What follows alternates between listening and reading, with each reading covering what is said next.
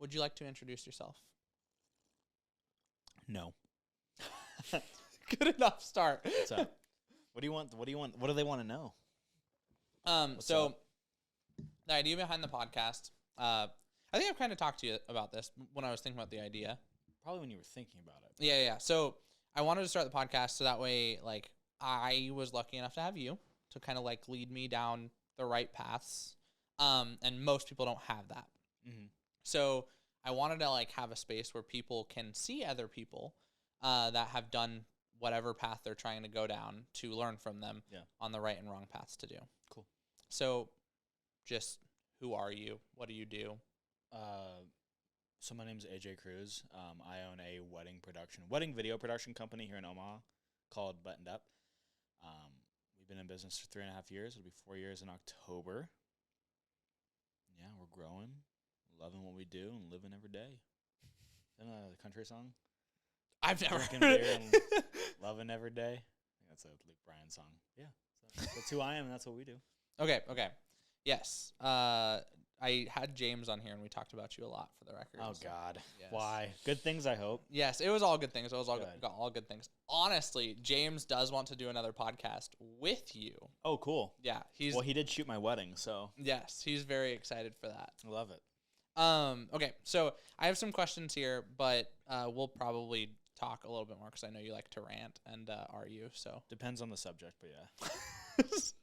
well, I tried to come up with questions that would definitely spark something with you. Totally. Okay. I'm curious. You've intrigued me. So, first question. Okay. What do you think are the most important qualities for success in your field? Starting easy. Starting easy. It doesn't seem like a really easy question. Most important qualities for success in your field. Perseverance is definitely one of them. And consistency. I feel like those are the two things that got me, at least to where I'm at right now. And I'm definitely not like where I want to be by any means. Like obviously, you know me, I have very big goals, but consistency and perseverance were the two things. Like, because those are the only two things I had when I got started. Like, I didn't really have a portfolio. I didn't really have connections. I didn't really have anything other than like, God bless, I had Landon, like huge guiding light for me. But yeah, dude, consistency and perseverance were like the two things. So like anytime I got connected with any wedding professionals, anytime I had the opportunity to, or anytime I had connections with like wedding clients, I was just really consistent, man, about like reaching out to them and asking them if they had any friends. Abby, keep it down! Aria, keep it down! Probably ran into Freaking, these are going to be some solid bloopers for you, too, dude. They were freaking awesome. Get your head out the bowl! But resuming. You guys are freaking, you're a mess. Or you're a mess. I hope we have scratch audio of her fucking laughing up there. Dude, freaking. Aria, you are in shambles right now. You were saying, sorry. You're good. Yes. But as far as like consistency goes, when it came to connecting with like other wedding professionals, when it came to connecting with other wedding professionals, I was really consistent about like just keeping contact with them and just reaching out with them and making sure that they were doing okay. And I think I was also really focused on just building like really great relationships and like focus more on giving than like receiving, if that made sense, just because I always knew in the back of my head that if I just give, and just like pour, and I've told you this, like if I just pour who I am into said person, like you or, you know, any other wedding professionals, when I pour my entire being into them, it's almost like undeniable in the fact that something good will be given in return without asking. I think it's just like the law of reciprocity. Mm-hmm. So I was really consistent. In that and just like trying to pour into these relationships. And I walked out with like I'm not out, but like I've walked away in my time so far with some of the best relationships I think I've ever like developed in any career field. So specifically like now the wedding industry, and just developed some really good friendships. But I would say like just kind of bring it full circle. Perseverance, consistency, and like putting relationships first. I mean, those are kind of the 3 big things that I focused on, especially my first year of business. But I mean, they're the only things that you can keep with you forever, no matter what stage of business you're in, to continue to grow. So this question's not on here, but what piece of advice would you say you've gotten along the way that has tremendously shifted how you saw business and how you saw, I guess, your business, I should say, in a good direction, I should also add. Repeat that question, because that was yeah, sorry. Well, it was also like a question that I just thought of while we were talking. Just like basically a piece of advice that has shifted your company into the right direction, that you maybe hold a little bit closer than other advice. That I hold closer than other advice. Yeah. So like for me, there were a few things you said to me that really shifted my perspective. One of them being, I was like stressing at one point. I can't remember what I was stressing about, but I remember you telling me that most business owners don't do their first business forever. And when you said that, it was almost like it clicked in my head that there was a little bit of peace that helped me actually try, like almost like I was paralyzed until you said that. That was one piece of advice that really helped me. Why'd you feel paralyzed? I don't know. It was almost like I couldn't. Did you hear something? It was almost like I couldn't make a decision on like what to do next because I couldn't decide what I wanted to do with my life. And then you saying that was like, okay, I can work on this now, and if I decide to change my mind, I can change my mind, and that's okay. Yeah. But I think that was something that I was struggling with at the time. I mean, I also think it's just important to like be. I mean, I got this from one of my friends, but it's important to be present where your feet are planted. So like, whatever you're doing right now, and let me preface that with also saying it's okay for things to change, right? So like we were talking about, like right now, you know, you're growing Lovebound, right? That's awesome. Like grow that as big as you want to. Life's gonna change, right? You might have kids down the road. Something might happen. You might get a new house, whatever. You might start a new business. You might have a new venture idea, and like, I think it's important just to like follow where your heart is leading you, but also just be present where your feet are planted, right? So like right now, just like love what you're doing, and just like pursue it with 100% of everything that you have, man. I mean, as an example. So, as an example, for the past 3.5 years, I've been growing Buttoned Up. Still growing it, by the way. It's still a priority for me, but I've also had an opportunity to partner on another business, right? Something I never thought I would happen because, like, I was pretty much just dead set on Buttoned Up. But, like, helping creatives is also something that I think is, you know, part of, like, kind of what I'm being called to do. Obviously, we've gotten connected, and, like, it's nice now to be in a position where I don't feel like I have to hold that stuff so close to my chest, because now I'm in a position where it's like, cool, like now I can be a part of something bigger. So like that's the wealthy creative, right? And so like it's just cool because like I said, that was an opportunity that I never thought would cross my path, and now it has. And like that's kind of where my life's taking me now. So right, so like a lot of different things happen. I didn't know we were spilling that information. No. Oh, it's fine. Okay. I mean, just don't use it as a short, but I mean, I talk about it. I talk about it in every podcast. I'm sure we'll announce it sometime soon, but Emma doesn't really care, so it's fine. But yeah, I mean, I'm present right now where my feet are planted, you know, super grateful to continue to be able to grow Buttoned Up and like work with the clients that we get to work with, and also grow the team, and start shifting to a phase of being able to like very much just be an owner in my business rather than always shooting all the time, because especially moving to this new season, I won't have the time to do that. You know, like I want to be able to be a present husband and also provide a life for my family that they deserve. And to do that, I have to like work myself out of the business a little bit, you know. So a few things. Yeah. First of all, you say new season. Yeah. And that was something that I never saw in life until you started bringing it up. I feel like that's something that most people might not understand. So would you mind describing what you mean by when you say like new season? Yeah, I mean life changes, and I think I hit on that earlier. It's like you're not going to be a 16-year-old in high school, you know, doing whatever you're doing, living in your parents' basement forever. And if you are, that freaking sucks, by the way. Definitely Hot take. Yeah. We're gonna talk about that. Stop with living in your James. fucking parents' basement, by the way. Like, go out and actually do something and fucking pursue something. But, like, there's seasons to everything, right? So when I say new season, specifically when I'm talking about myself, as an example, 5 years ago, I was living in my dad's basement trying to grow a business, and I was dating my now wife. That's a season, right? The next season of that is deciding to move out, right? Moving and getting our own place together.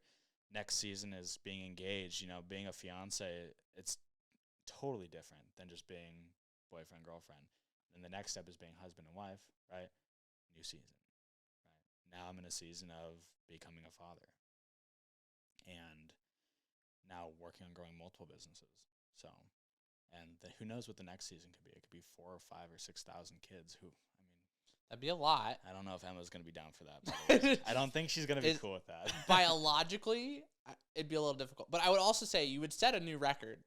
I think I'd set a new record at like 10 or 20. No, it's higher than that. Is I know it? that. I think Guinness World Record has, because there's like one lady that's had way too many kids. I can't remember what it was, but it is very high. I mean, I'm sure that like ancient Egyptians used to get crazy. That's true. You But know? they also had a shorter lifespan, so probably didn't break that record. True. That is true. But yeah, that's what I mean. Off by, topic. Yeah, no, I mean, honestly, still on topic. But that's what I mean by seasons is like I said earlier, like be present where your feet are planted. Be grateful for the season you're in, and just know that there's another one coming, and just keep pursuing whatever you're doing and do it with 100%.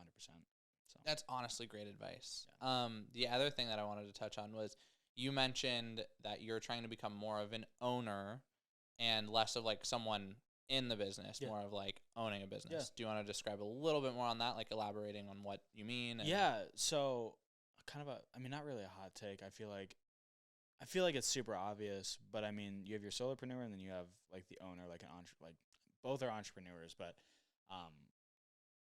there's a difference between working in the business and on the business. When you work in the business, so specifically relating it back to weddings because that's the industry I'm in, a lot of the times, which let me also say that this is not a bad thing by any means. If you want to be a photographer or a videographer or a DJ and you love shooting weddings or you love DJing weddings and you want to do them all and you want to edit them all, that is okay. Like, I want to be able to preface that because a lot of times people think I'm attacking them when I say this. If you are a photographer, videographer, and you shoot a lot of weddings and you edit a lot of them and you love it and that's what you want to do, that's okay. That's awesome. And, like, good for you, genuinely. Like, I love that. I feel like on that topic, there's a lot of people that I think it's more of the creative side though that tend to get offended by what you're about to say, and I get that's why you're prefacing this. Yeah, but like there's no reason to be offended because it's fact, right? And Yes. so prefacing that and saying that, go back if you feel like if you're feeling like an emotion right now where you're like, dude, this guy's gonna piss me off. Go back 40 seconds, watch that again 5 times. I'm cutting out your preface. No, I'm kidding, please I'm don't cut kidding. it out. Go back and watch it like 6 times so that way you feel better because there is a difference between working in the business and on the business. If you're working in the business, you're doing exactly what I just said, which is fine. But you have to ask yourself the question of what is it that you want ultimately to come out of your life? Do you want to be working all the time and editing all the time and shooting all the time? And if you do, and that's what fills your cup, awesome, like keep doing it. But that is working in the business. So what I'm trying to do for myself and like a bunch of other entrepreneurs is I'm trying to work myself out of the business, out of shooting the day-to-day and out of editing the day-to-day. So that way I can personally build a team and manage a team because that's what I want to do. Like I want to be able to build a team under Buttoned Up where we are helping document the biggest day of couples' lives. We can do it at scale, do it at quality, right? And not be capped at like 30 weddings a year all the time and like be completely burnt out, right? And so for me, like I want to be able to have a specific focus on the client relationship, the communication, and obviously the side of the business where, you know, the growth comes from, which is sales, right? You can't sell and you can't talk to more couples and you can't go out and grow your business if you're behind a computer 24/7. Tell me that's not a fucking fact. It's a fact. That's what I'm saying. Editing takes forever. Shooting takes Yes. forever. It takes an entire day. And so if you're sitting behind a computer all day, how are you growing your business? Passively? Awesome. Word of mouth? great. Like, and that's, by the way, like, great ways to grow your business. But the fact, not that, yeah, you can see me getting fired up about this. I love it though. The fact, not the fucking opinion, is the fact that, like, if you want to grow your business at scale and work yourself out of the business, that's what I'm trying to do. And like I said, if you want to be a photographer, a videographer, and shoot and edit all the time, like, that, totally fine, totally okay. If that's the life you want to live and that's the life you want to lead, freaking great. Like, I love that for you. God bless you. And, like, keep freaking getting it and killing it because you can make a lot of money doing that.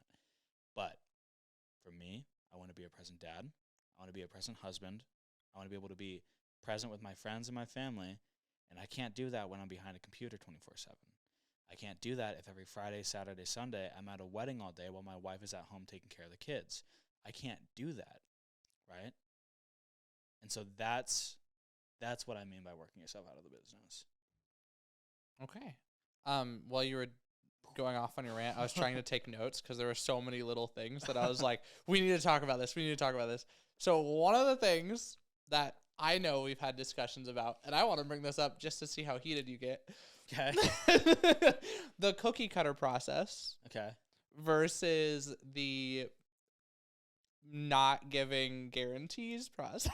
Oh, okay. Yeah, totally. Yeah, no, people don't like that. First of all, stop calling it a cookie cutter process. You're calling it a cookie cutter process. If you're getting pissed off by this, like, I hope that you know. Like, I hope I'm talking to anyone who gets mad about this. Stop calling it a cookie cutter process. Couples don't wait. Pause. I just want to, like, my heart's racing right now. I know. Without, like, I'm not actually gonna pause this recording, but I'm pausing your talking. Okay. Don't you say cookie cutter process in your VSL on your website? Me? Yeah. Or maybe you used to. I don't know if your new one does. Because I remember your old one said, we don't have a cookie cutter process. It was something about It's because it's not a cookie we do cutter personal process. quotes. Yes. No, I just thought it was funny because you said cookie cutter process. Don't say that. And then you're like saying it. But sorry, continue. Sorry. Well, while you get heated, I'm just going to call you out on that. maybe that was in, like, my old video. Mm-hmm. But I definitely made a new one. So first of all, like, let's define what a cookie cutter process is. What do you think that is? So, okay, my definition of a cookie cutter process is what are they called? Because I feel like if we're going to talk about this, we have to define the terms that we're Yes. So I will also say that there is like a framework. So there's a difference between a framework and a cookie cutter process, but I do believe that a cookie cutter process is based off of a framework. So what is a cookie cutter process, though? What does that look like? I think it is a framework, but way, like, in too much detail. That's how I would define a cookie. So it is, like, literally they are trained to edit a very specific way and literally use the same clips in the same timeline spots the whole time. Like, it is the same video, just with different people every single time. Okay. That's how they're trained. That's what I would describe as a cookie cutter process. Versus a framework, which is, it allows for a little bit of creativity, but it also is like, hey, use this clip, this clip, this clip. But it's not like, start with this shot. Next shot is wide walking down aisle. Next shot is blah, blah, blah, with vows, whatever. Honest opinion, I don't think either's bad. I don't either. No, Okay. I'm just trying to help define it. I think, so yeah, let's talk on that specifically really quick, because they're the behemoth in our industry. Yes. And, like, so this is my honest opinion. So over the time of me being in the industry, I've watched them grow. I've watched them change management. And truthfully, like, as a business owner, I love what they're doing. And the reason Same. I'll say this, like, everyone dogs on them. They call them XYZ, whatever. They call them a lot of, like, bad stuff. But you know where that comes from? It comes from Jealousy. a place. It comes from, yes, but it comes from a place of scarcity. Because the truth of the matter is, in the past 10 years, they've probably 10x'd their growth. And you know who's talking shit on them? The people who in the past 10 years are still doing the same thing. You're not wrong. Let that fucking sink in for a second, though. Like, these guys paved the freaking path for us as creatives. They did. 100%.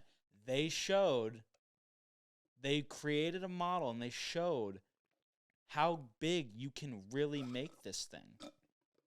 And so I'm fucking slurping my coffee. and there's people who like they have these limiting beliefs in the scarcity. Like, don't get me wrong, like sure people don't necessarily agree with everything they do, but like you can't knock the fact that they're doing something right. Yes. So I think a lot of the negative stuff comes more from the creative side. It comes from creatives. Yeah. That's where it comes from. But also the negative side that I see that is Yeah. an actual negative side is that because this is the past, they weren't paying their creatives well enough. The creatives would just not show up, which is bad on both parts. But because of that, they were having more issues that led to a bad name in more of the client side, I should say. Since then, they've worked on backup plans. I will say that. But that was most of their bad name. I think that they're going to have the coolest redemption story ever. No, I know they're going to kill it. I'm excited to. Truthfully. Yeah. But yeah, it is frustrating. And like, let me be also honest, like I'm guilty of it too. Like when I first started, I looked at them and I was just like super angry because I had a scarcity mindset. But like as I've grown my own business, I've like literally gotten to a point where I just admire them. And like not saying everything that they're doing is everything that I want to do. But like I said, you have to give them props. Like they're a massive freaking company, right? I know creatives locally that they wake up and they think of that company and they get mad. You know what the CEO of do you know what the CEO of it is doing? He's waking up and eating his freaking breakfast and going out and killing it. He doesn't care about Joe Schmo videographer sitting in his freaking bedroom editing all day. He's freaking growing his business. He's grinding. He's spitting out new ideas, and he's figuring out how to fill the holes in his bucket. That's where I want to get to. I want to grow a massive wedding company. Like, I want to do that. Abso-freaking-lutely. So, like, I knew you were probably going to bring, like, that company up. So I definitely have some thoughts on it, but my thoughts have absolutely changed. I think, and I'm sure, like, what I'm saying is probably going to grind some people's gears, but, like, get the fuck over it. Anyway, what were we talking about before that? I'm trying to remember. I think I had asked, let me see. Cookie cutter process. Yeah, so I don't think there's anything wrong with either one. I don't think there's so you said framework and you said cookie cutter process. I don't think there's anything wrong with either one. I mean, I think that you should stop calling it a cookie cutter process because at the end of the day it's a framework and everyone's framework's different. Like that's my honest opinion. Like the company that we talked about, like they have the specific way that they do it, but like what that does for them, it gives them the ability to scale. Like it does. It does. I feel like that is the key to scale, believe it or not. Yes, it is 100% to scale. I think so. Okay.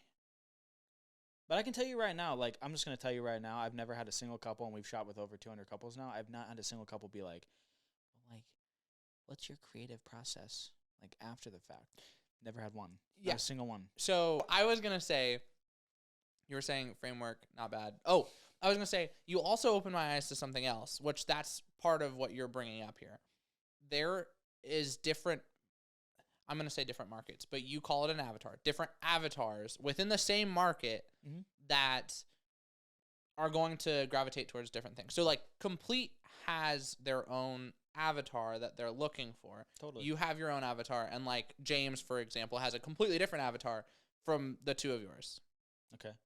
I think that the majority of like what you have done is found out how to find that avatar perfectly, which is why they don't ask. That's my opinion. I would agree. Okay. I would agree with that. Yeah. Yeah, I mean it's important to know where I say avatars, I'm just going to say clients or prospects. We'll just say clients. Well, so the reason I say avatar is because I'm trying to make sure that I don't have that language barrier between the two of us because I know that we both call it different things. No, I know what you mean. I've been calling it avatar for the past 3 years because like I mean in the business world like that's what it is, right? So like do you want to touch on what that is? It's just like in your specific industry there's you have a multitude of different people. So like let's take fitness for example. Like let's get out of the wedding industry for a second. Let's take fitness for example. In the fitness industry you have different avatars. You have people who they say they want to get in shape, but really what they want to do is spend money on a membership, and like that's really it. So that way they can have like the psychology of like I have a gym membership, It's good to go. Like, awesome. I'm pretty sure like Planet Fitness does that, where they give out Tootsie Rolls and pizza at the end of every week. Like, great, dude. That literally is there, yeah. Yeah, 100%. So like that's an avatar. Then you have people like, I'm trying to think of a gym locally. You have like the big meathead gyms. Yeah, I was gonna say there's one literally up the street, but I just can't Yeah, remember the name. you have like the big meathead gyms where like they're attracting, I say meatheads, but like they're attracting Gym dudes. gym bras, Yeah. gym bras and broadettes, right? You have that like that category of people who like, dude, they want to freaking get yak sauced. They want equipment where they can freaking slam around, break it, like, you know, that's a freaking avatar in itself. Mm-hmm. And then you have people who like, maybe they run businesses or they work like high-end jobs or they work day jobs and they just want like a really nice place to work out, without really like the overwhelming sense of these bodybuilders, but also without the demotivation of people who are like fat and lazy and they just don't want to do anything with themselves, right? Mm-hmm. Different avatars in that same industry. So for like an overall definition, I would say people looking for similar things but for different reasons. That would be my thought of defining. Yeah, that. you basically just took what I said and condensed it. So I I'm was kidding, trying to I'm make it joking. easy for No, viewers. I'm joking.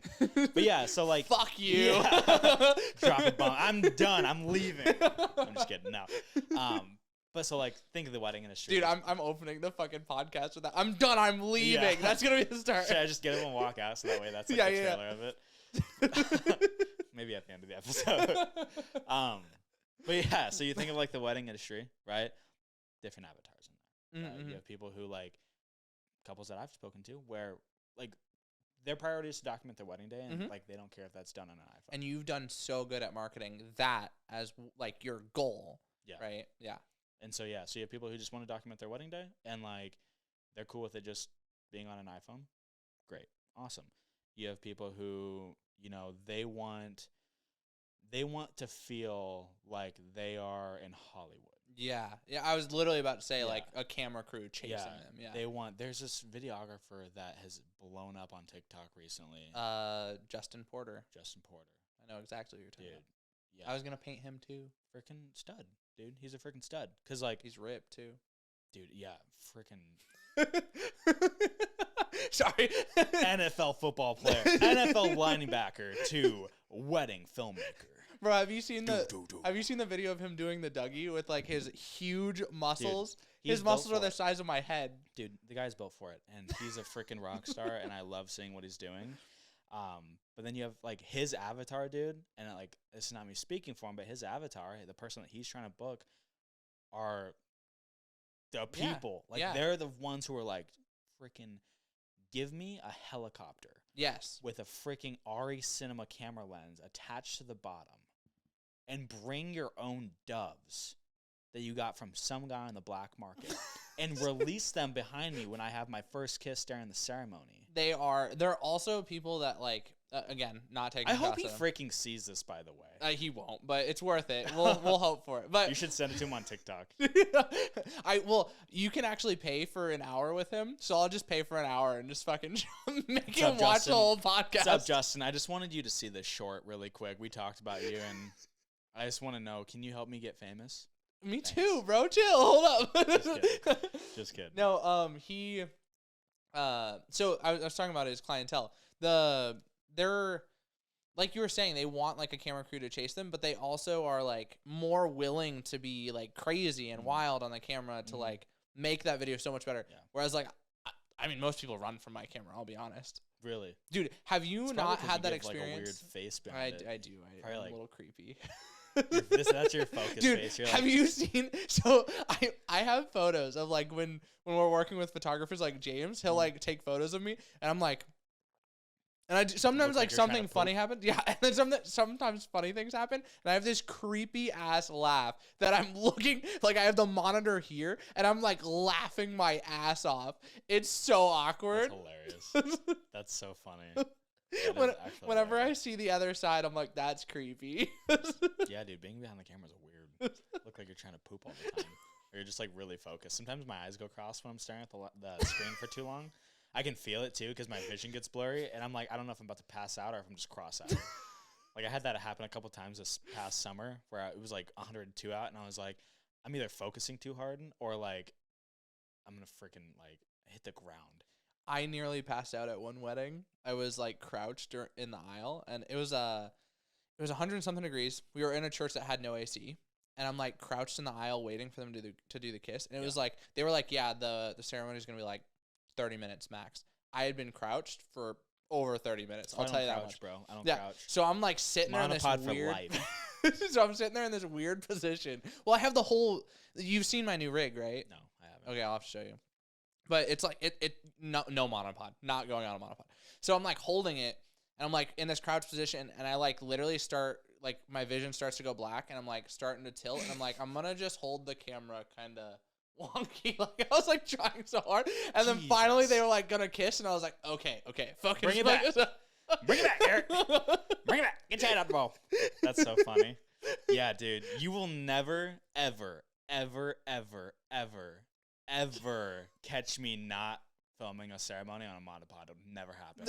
Yeah, I've seen you. That's smart. I bought a monopod, but then I built out the rig that I have now, which is better for like the whole day. Like the whole day is fine until I get to the ceremony, and it's longer than 30 minutes. And like, cause my strategy during the ceremony is like I crouch during the like in the aisle to like get that shot and stay out of everybody's way. Mm-hmm. You have a whole different strategy, and you're on the monopod. So and that's a whole nother conversation. Yeah. That's going off. Yeah, you'll never freaking catch me freaking holding. I hold cameras. Like I'll go handheld for most of the wedding, but like if I'm gonna be standing there longer than 3 minutes, like freaking monopod. I didn't think I was gonna be standing there for longer than 3 minutes. Dude, I just anticipate it, bro. I'm just like. That's not happening. You're not, no. I'm just monopod now. Freaking save my back so that way I can walk or do something the next day. So True. Oh my gosh, yeah. I've been having a lot of back issues. I just came from the chiropractor. I know a guy. I have a chiropractor in my networking group. I know a better guy. You probably. I really don't know. I don't know my chiropractor very well. He is just getting out of school. So, okay, back on track. One of the things that I noted here was outreach. So, first of all, didn't even know outreach was a thing before I met you. And, like, this is coming from someone that, like, no background in business. Mm-hmm. As well as, like, in the wedding industry, everybody that I had talked to before you was, like, pay for the knot, pay for ads, hopefully they'll find you. Which is good. Yeah. But you opened my eyes to a completely different side of the world, basically, that I had never seen. And I'd love it if you'd elaborate a little bit on this. You don't have to go too far into detail. On outreach? Yeah. I mean, you have inbound and you have outbound leads. One's passive and one's active. That's, like, really, like, the best way to define the two things, right? So, inbound leads, anyone, so, like, you pay for the knot, you pay for Wedding Wire, right? Mm-hmm. There's people who inquire through your Google ads or into your website. Like, those are all inbound leads. Those are already people who have looked at your stuff. They like you. They like what you're about. And they've taken the opportunity or the time to actually reach out to you. So they're warm people. Like, these are people who are already pretty much interested. And, like, you should be able to book them because they've clearly shown, like, hey, I like your stuff. Like, all you have to do is build a relationship, connect, like, bridge the gap. And just, like, be a freaking human being. Like, that's all you have to do. Like, it's pretty freaking easy. The other thing is you just took a shot at so many people. Like, so many people are going to see that and be like, I can't book any. It's fine, though. Like, and that's okay, by the way. It just, like, there's areas that you need to learn in. You know, it's fine. But then you have outbound, which is what you're talking about. So, like, outreach. And that can be in a number of different ways. Really good book that you said you're reading. By the way, he has a picture of Alex Hormozy. This is Snoop Dogg. Just kidding. This is 50 Cent. Not Snoop Dogg. It's not Snoop. It's 50 Cent. I know who it is. And then he has a picture of Alex Hormozy, which you probably see this guy all over social media and everything in the business world, but, like, honestly a freaking genius. But he came out with a book called $100 Million Leads, and in that he breaks it down. He breaks down getting clients into 4 categories, which it really is as simple. The first is, I believe, inbound. So, like, anything warm with clients, like, reach out to you specifically. The second is paid ads, right, which is expensive. Not everyone's in a position to do paid ads. That is a form of outreach because you are actively going out and looking for couples who have no idea that you exist. The third one is, I believe, like, social media DMing. So, like, following couples, checking them out, and then reaching out to them, building the relationship, and then eventually, hopefully, like you get the opportunity to work with them. And then, oh, come on, what's the fourth one? It's in the book. But yeah, that's basically what outbound is. And so outbound is just you actively taking the opportunity to go out and reach out to couples who have no idea that you exist. And a lot of creatives don't do that. I don't know why. Honestly, the reason I probably think is just because either one is terrifying or two, they just don't know that's a thing. So that's what I was going to say. Personally, I don't think many people know it's a thing because before you told me, I was like that. I thought like, why would I reach out to them? Like that was, I didn't even think I could. Like that was like genuinely didn't even. Nothing illegal about it. I don't think. Well, no, it wasn't like I didn't think I could because of like legality. It was like you don't know what you don't know. So like I didn't know it was a thing, so I didn't know I could do it. And then you told me just like one time that you could do it, literally. And I was like, wait a second, that's a whole new world. And then that's when I learned, like, you also mentioned Alex Hormozi. And then I learned about like cold emailing and stuff like that, which is like completely different. Yeah. But I didn't even know that was a thing before that. Yeah, dude. Something I see that I think is really funny, which is a good thing, whatever. But like on Facebook, a lot of times couples will like put in a wedding group, like they're looking for a videographer or whatever, and then you see in the comments there's like 65, 75 comments of all these videographers dropping their websites and stuff. Awesome. Like I do it too. I drop my website. I was gonna say, if you take a shot at this, James is gonna be pissed because he was just here talking about this. No, it's fine. Like it's great. Like you drop your website in there, but like a lot of the times people won't take it one step further just to like DM the couple or DM the person. And like I don't mean approach it in the sense of coming at them really salesy, but like really coming at it from a perspective of like, hey, like this person already took the step of asking for help.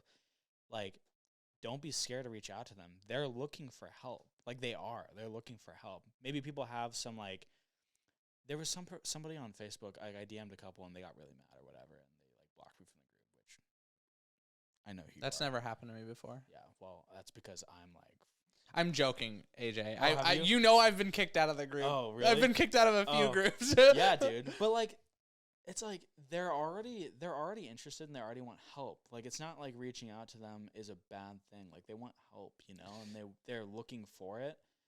The way I see it is like I'm just doing my job of basically being a good business owner, but also be like a good wedding filmmaker and like reaching out to them to let them know like, hey, I know there's a lot of people out there. I am one of thousands. And like just trying to bridge the gap of trying to figure out like where they need help and what their goal is, and if I'm a good fit, like awesome. If I'm not, like no big deal, you know. I'm not. But I was gonna say on that, I'll touch on a quick story. Yeah. Shortly after you told me about like being able to do that, there was a bride that had made a post in a Facebook group, and everybody had like put their comment in. I put a comment in, and I actually reached out to her. Which I didn't know that was even an idea from in your head. Yeah. But I had reached out to her because I was literally trying to think I want to stand out.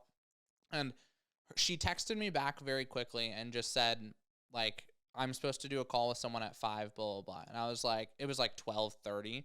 I was like, okay. By chance, do you have time to do a call right now? And she was like, sure. So she was on her lunch break. She had 15 minutes. I literally parked on the side of the road, did this call with her.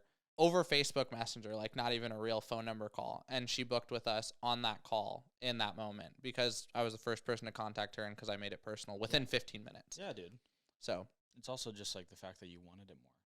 That's true too. Yeah. I would say that that's something that I have learned from you as well is like going the extra mile shows the client at least that you're a little bit more devoted to like doing a good job. I mean, I put myself in like my shoes. Like, I think about my own wedding, and I think about who I wanted there for my wedding day, right? I wanted somebody who wanted to be there. Like, that was the thing. And, like, there are a lot of people who wanted to be there, right? And I ended up going with James, right? James killed it. And he crushed it. Yeah. Like, but he's, like, a good dude, and he really wanted to be there and help us document the day. And, like, Emma and I could feel that, right? And so, like, same thing for, like, I guess anyone who's looking to try and get their next client, you know, I mean, hopefully we had a little nugget in there where you guys can take that and try and implement that, but like try and stand out, you know, and stop approaching it from like a sales side of things, but like really approach it from like a relationship side of things. Yeah. I was actually going to say, don't go at it hungry for the sale. Yeah, no. Go at it like, And that's another thing that you kind of got me into was more or less like focus on the quality. I think maybe it was Alex Hormozy as well. Like keep pointing. Yeah, like he's freaking standing in the back of the room watching this podcast. No, but like it was more of like focus on the quality of the work. Yeah. And like it'll speak for itself. And then like in the process of that, you start focusing on like relationships and making sure that you're doing a good job, like making a personal connection. Yeah. And then that starts to sell itself. And you don't even really have to try as hard. I also think it's just like approaching it from an abundance mindset. Like it's really tough, and I get True. it. I think it's really tough, especially when you're first starting your like wedding business or whatever. Is like really having this scare, because like if you just took the jump and you just took the leap like I did, like you have to book weddings, like you have to, or else you're gonna not be able to pay your bills, right? So it's really hard to have a scarcity mind, or really hard to have an abundance mindset. But like, I think. Holy shit, dude! I'm so hungry. I haven't eaten anything, so that was neither have I. That was an empty stomach burp. Be sure to cut that out. I texted you. I'm not cutting that. That's how No, I texted you about the coffee thing. All I've had is 2 large coffees today. That was freaking crazy, dude. That came out of nowhere. Anyway, okay. Pause. The thing about an abundance mindset is the fact that like clients can really sense it, because you come into these conversations not so hungry for the sale, but more hungry for the relationship. And I've even experienced that. And like, even I was just on a call the other day, and like we talked. Normally our calls are like an hour long. We talked for 2 hours, and like I had sold them the first hour. The second hour we were just talking, which was like awesome, right? So like literally we talked for like 45 minutes. I sent over the contract and the invoice for the deposit on the call. They paid, they signed while we were still on the call. And then we continued to talk about their wedding day and about how I got married. And it was like and then we started talking about like our faith. And it was just like really cool, because I got to connect with these people. Mm-hmm. And I'm like, these are the exact type of clients that I want my team working with. Like because like when I send out my team to go film a wedding, like I want them to like feel like they're having fun working with this couple. Right. And so, but like that all came from an abundance mindset. That came from like, you know, like I want to build this relationship with this client. If I don't close them, like I'm okay with that. But I walked away with just a really great conversation. Like that's awesome. Obviously, like I would love to shoot their wedding, because like that for me gives my team the opportunity to do what they love to do, right?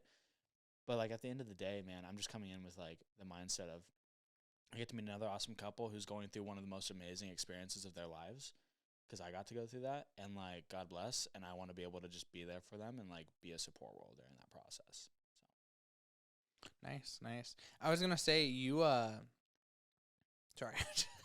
I get so distracted. I just saw Credit Karma popped up, and for some reason my brain was like, you I got should like a check. 200 credit score going on right now. Is it freaking you out or what? No. It said that my credit score went up, Eric's freaking podcasting while he's in crippling debt. He's like literally broken, and so no, I'm just kidding. I'm joking. I am. No. Donate. No, it like popped up and like out of habit. Today I've been like in like a habit mindset where I just like start doing something stupid.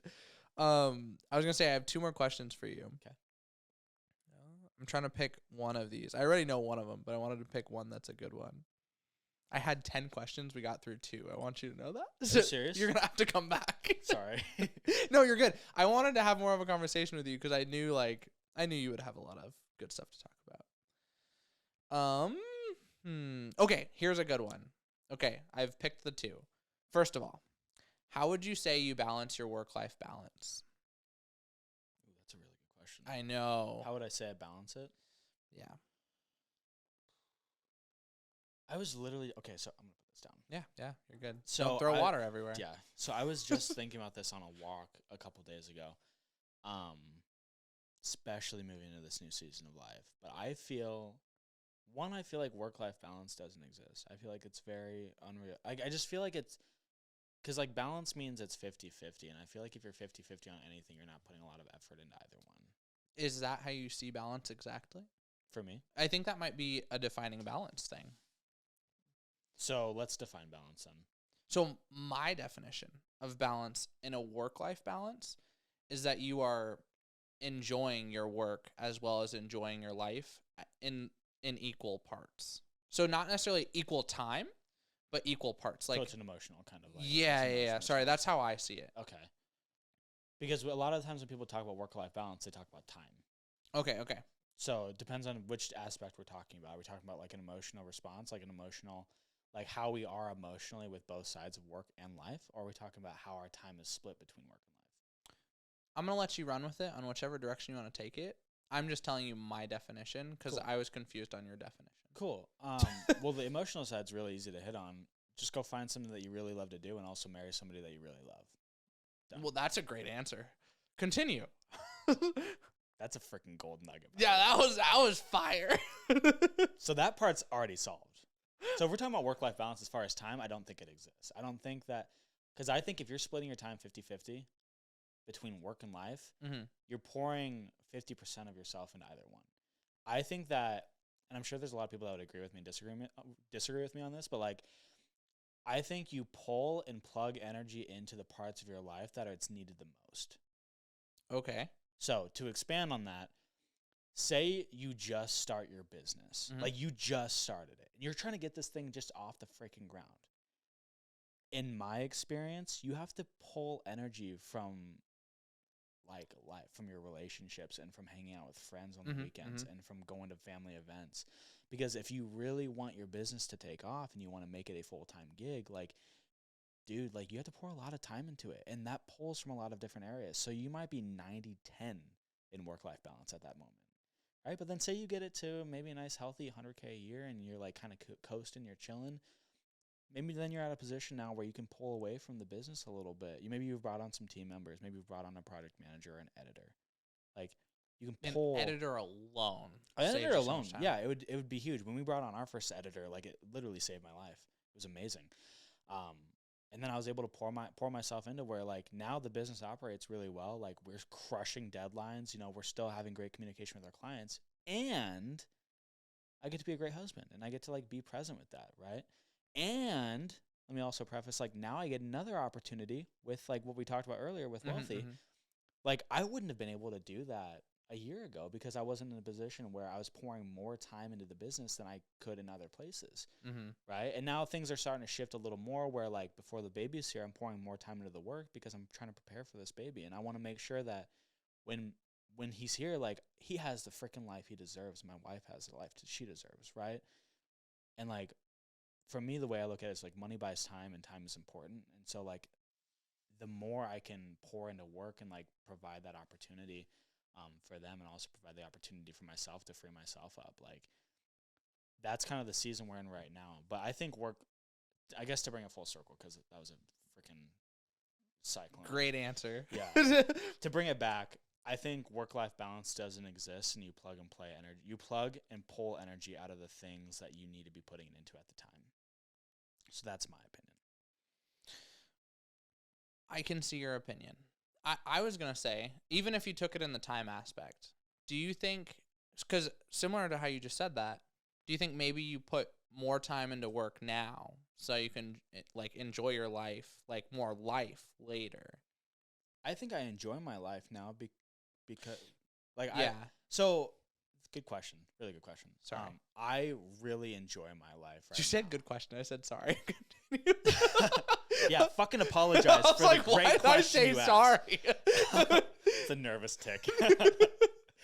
But no, I pour a ton of my time into my work, and I love it. And I pour as much time as I possibly can into like the other aspects of my life with like my siblings and my my nephews and my nieces and all that sort of stuff too, and my wife. I pour as much as I can into everything I can, and I love every aspect of it. Just because like that's just the season of life that I'm in right now, and so like that kind of brings me back to the emotional aspect of work-life balance is like just find what you love and find who you love, and like that's balance in itself. I will say I was struggling with balance, and I think the point that I feel like I'm struggling with balance is when I like, it's not necessarily that I don't feel happy, but it's like I feel like overworked. Why? So I feel like I reached this point a little bit ago where I was like, I'm trying to figure out why I was like, I don't know. There was like no turning point, but it was just like at one point I was like, I feel like I'm not sleeping enough because I'm working so much.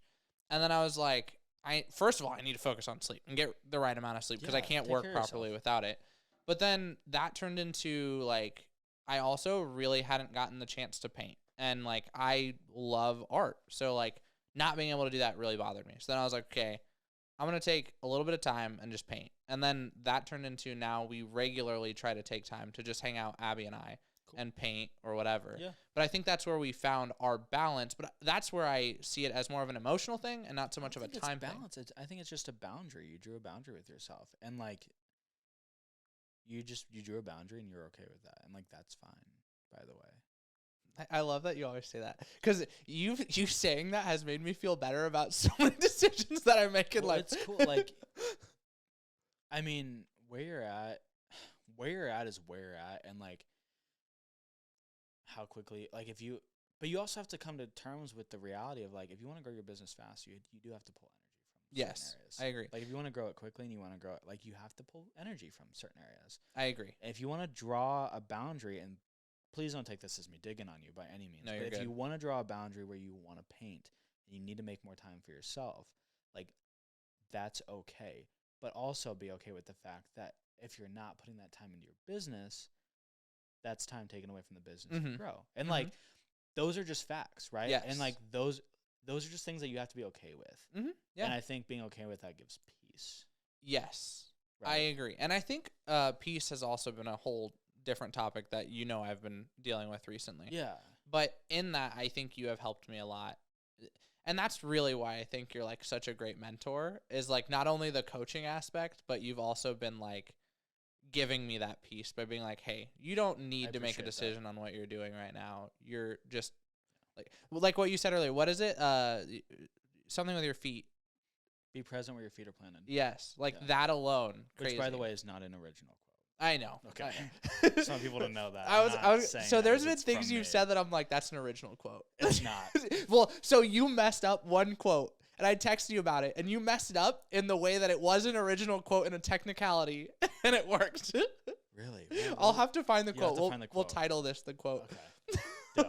Dope. Okay, my last question. I don't even need to look at my phone. It's not even a question. I'm sure you have advice that you would love to give your younger self. So I ask everybody this. I want you to look at the camera. Tell your younger self one piece of advice. And the idea is there might be someone in your shoes that could benefit from that piece of advice. So can I have some time to think about it? Yeah, go for it. You got 5 minutes. I'm kidding. I know you said you had to go at 2, so you got like 9 minutes. I do have a buffer though. So okay. So piece of advice that I would tell my younger self. Touching on this, I know that you've also recorded videos for your older self. I have. Yes. Do you want me to talk about that, or? I mean, if it helps you get time to think.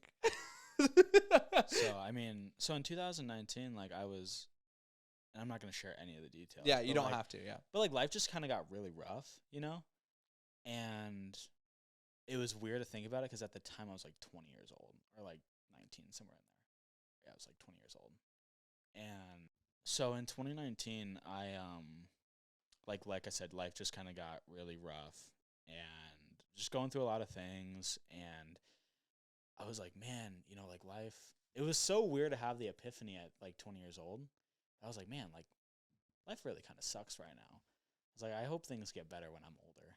And I was like, what if I like, I've always been into video, so I was like, what if I like made, it's super cheesy. What if I made a video talking to myself 10 years from now about where I'm at right now, what I hope for myself in 10 years. And I got the idea because like in high school, there was we did this thing. It was my senior year. We did this thing where we wrote a letter to ourselves when we were older. I just wasn't there for because I missed it because I think it was like a senior skip day and I skipped. And then I was like, man, I kind of wish I was there for it. So it was like an idea that popped in my head. I was like, we did this in high school. I would love to do this through video. So I filmed like a really shitty video in like a vertical like 1080 by 1920, like a freaking mic that I found somewhere. Hey, AJ. Yeah, it was like really, it's like really, really, really like cringy and raunchy. Like it's really bad. But like I watched it literally, I think it's funny. I like watched it like 6 months ago and I was like, man, like that's really cringy. But also at the same time, like really cool because like you can just see like my vision for where I thought it was going to be is totally different. Like it was very like limited. Like I was like, would love to make, I think I was like, I'd love to make like $50,000 a year or something like that. I'd love to like, you know, be moved out and all that. And it's like to see where I'm at now, even just like, what, like 4 or 5 years later, it's like way past what I thought I was going to be. So it's like really cool to see that. So if I had to give a piece of advice to my younger self, I've been through like a lot of, when I was younger, I went through like probably one of the most traumatic things that I feel, not the most, I'm not going to like rank it on a thing of trauma, but like the Holocaust. I was like, when I was younger, I went through like the most traumatic things somebody could go through. Like, no, I'm not going to say that. Cause definitely more traumatic things for sure. But like, I went through something very traumatic for myself. Yes. Right. God, somebody's gonna get so triggered by that. And I promise I'm not trying to trigger anybody. Like I knew I what I hope was people saying. get triggered. I think this is just I fun. hope specifically on that people don't get triggered because like I want to be clear, like what I went through is not the most traumatic thing that somebody can go through, but as a 9-year-old, it was very traumatic for me, which was like losing my mom. Mm-hmm. Right, like that. And it's funny because like I didn't even think, like, it was terrible and traumatic and horrible for me, but like it didn't even really affect me more than it does like now as an adult, because like now as an adult I'm more aware of it. Like I'm more conscious with how I feel and the way I approach my family and my relationships. But like going through that, like you look back on something so shitty and you're just like, dude, like it's crazy because I see people who have gone through almost the same thing as me end up in horrible positions. They're broke, they're homeless, they're doing drugs, they're dead, like crazy shit.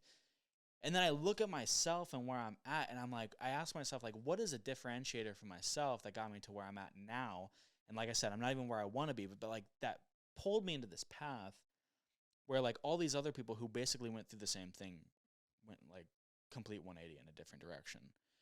And like the piece of advice that I would give, not just my younger self, but people kind of in similar situations like that, where they've just, you know, they got dealt a shitty hand as a kid and they're like, man, like, what do I do? And like, for me, really, like, without knowing it and without doing it on purpose, I surrounded myself with good people. I surrounded myself with people who believed in me, who rooted for me, who saw more from myself than I did in the moment. And I noticed that I did that throughout my entire childhood growing up. Like at first it was my dad. And like my dad rooted for me as a kid just to play sports and to like try and be the best at what I did. And I excelled in my sports. Like I did great in baseball, did great in football, like ran track in high school, went to state, like placed in state. Like I wanted to be the best at what I did. My dad like rooted for me in that. Like he was like, dude, if you're going to freaking do it, like be the best at what you do. And like that was just one step of like the community that I surrounded myself with. And I got into high school, like surrounded myself with some pretty good kids, got into college, and then I started meeting like a lot of my friends that I have now. You know, I met a guy named Holden who was a very ambitious videographer. He went off and did some like, you know, went off and was a content creator for Ghost. And I was like, man, that guy's doing really big things.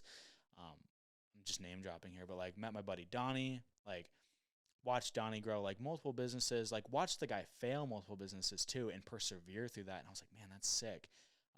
Met one of my best friends, was my best man in my wedding, my business partner as well, like Landon, like watched the guy start an agency and grew it from like 2 people to like 12 full-time employees. And I was like, geez, like, is this what's possible in life? And not only that, but like also helped me with my faith. Like as I was going through some shit, like I was also developing my relationship with God, growing my business, watching him grow his business and him rooting for me, and also setting a freaking ceiling for myself of being like, dude, like you dropped the ball here and who you're supposed to be. Like this is the AJ I know, and you're here. Like what the fuck's happening in this gap right here? And so like really like my piece of advice is just surrounding yourself with people and like really taking a freaking analysis and bookkeeping of who you're hanging around and what their intention is being around you, and making sure that like the people that you have on your team are people that good people root for you and like love you unconditionally, and like even if you pass them, will still root for you. and they want the best for you. So, like, if I could say that to my younger self, like, I did it unintentionally, like, praise God, like, I did it unintentionally, but, like, if I could literally sit down and have a conversation with 9-year-old me, I'd be like, hey, listen, like, life's going to get freaking tough, but, like, just keep the path, be a good person, do right by people, and just, if you're going to do something, freaking finish it and do your best at it. Like, that's what I would say. That was a great answer. That was so deep and such a good answer. Thanks, dude. So for the record, James looked at the camera and screamed, "Just do it." Did he really? Yes. I'm saving the clip officially. I love it. Yes. And then we've had like 1 or 2 other people that basically said the same thing. It was like the idea was just actually pursue the goals you're trying to pursue. But that one, I will say, much deeper, much more meaning. And I think that goes even outside of business. Like, genuinely, I have a friend that is currently he's in AA basically. And I would say the only reason he is still here is because he surrounded himself with the right people. And Absolutely. I think that's huge. Community is massive. I agree. It is everything. And, like, if you don't mind, kind of like talk about my faith a little bit. Is that cool? Yeah, you're good. Like, I don't believe, but sorry, continue. and that's okay. Thank you, AJ. And, like, that's okay. But, like, for me, like, with my faith, you know, I spent the greater majority of my life after my mom passed away, like, hating God, like, choosing to not believe in him, choosing to push him away. And I only, as of, like, the past 4 or 5 years, have really worked on my relationship with the Lord. And, like, I've 10x'd where I've been emotionally, spiritually, in my business, financially, like, everything, because I brought that in, like, brought him in my life. And, like, I literally consider that part of community. Like, he is, like, everything to me. It's, like, God, my relationship, my friends, the business, right? And so, like, that's my pillars of, like, where I put my focus. And, like, that's, for me, that's kind of, like, that's the start of it all. And then the rest of my community, I try and focus around that. So, like, good people, people who love, people who are, you know, selfless, and they give, and they care. So, like, that's really good for your friend, too, seriously, because, like, somebody going through that, like, my mom passed away from alcohol addiction. Oh, I did not know that. So, like, gotcha. Community is freaking everything. And I don't think she had, like, and I was 9, so, like, I wasn't fully aware of, like, what her situation was. But I can tell you that, like, I'm pretty sure the people she was hanging around weren't the best influences. And I'm pretty sure the people she was hanging around, like, you know, weren't the community that she probably needed at the time, right? I agree. And, like, that's one small facet of, like, the bigger picture, because addiction's a bitch. Like, addiction's ridiculous. But, like, I like to believe that if she had friends, that the friends that she hung out with who, like, were driven and just, like, you know, didn't drink all the time, or, like, you know, people that, like, wanted the best for her and rooted for her all the time, and she was in that circle all the time, I feel like maybe such things would be a little bit different today. But, like, you know what, things aren't, and that's okay. So that's, again, deep. Yeah. I'm an empath, so, like, I'm very in touch with my emotions. Well, that's good, though. That's good. Yeah, which makes it perfect for this industry. I agree. Also, great for a podcast. It's also, yeah, it's great for a podcast. It's also cool because, like, I get to kind of talk about, you know, me a little bit. Yeah. So. Well, I am very thankful that you came on. Yeah. I do want to have you again. Cool. We got 7 more questions to go through. Did we really only get through, like, 3? We literally got through 3. Oh, sweet. Nice. That's a freaking But dub. that's, I honestly expected it at this point. I knew you would talk a lot. Not like in a negative way, but I knew you wouldn't shut your fucking mouth. I knew you would never fucking shut up.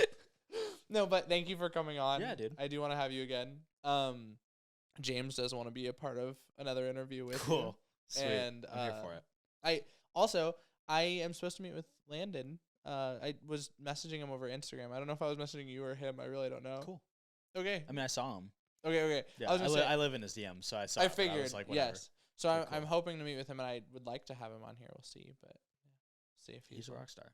Well, yeah. I've never gotten to meet him, but from the way you talk about him like I talk about you. So He's like a big brother. So that's awesome. he's a good dude. Okay. Yeah, that's Do you have it. an outro for this at all? Not really. It's basically like, thank you for watching. Thank you for coming. And if you have questions, DM me so that way I can get the questions answered. Really. Cool. Yeah, that's it. Cool. Share this to your favorite social media platform, guys. Thank you.